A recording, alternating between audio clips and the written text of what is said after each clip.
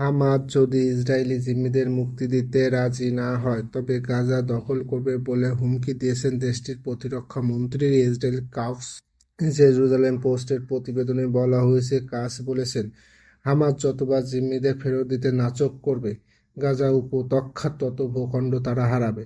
যদি জিম্মি মুক্তি না দেওয়া হয়, ধীরে ধীরে সমগ্র গাজা ভূখণ্ড দখল করে নেবে ইসরায়েল। ইসরায়েলি হামলার মঙ্গলবার ভোর থেকে বৃহস্পতিবার পর্যন্ত 506 জন নিহত হয়েছেন। এদের মধ্যে অন্তত 200 শিশু আর আহত হয়েছেন 909 জন। গাজা স্বাস্থ্য মন্ত্রণালয় এ খবর জানিয়েছে। ইসরায়েলি বাহিনী বৃহস্পতিবার নতুন করে গাজার স্থল অভিযান শুরু করেছে। গাজা স্বাস্থ্য মন্ত্রণালয় জানিয়েছে, ইসরায়েলের বিমান হামলা ও স্থল অভিযান পুনরায় শুরু হওয়ার পর বৃহস্পতিবার গাজা জুড়ে অন্তত 91 জন ফিলিস্তিনি নিহত এবং কয়েক ডজন আহত হয়েছেন। এদিকে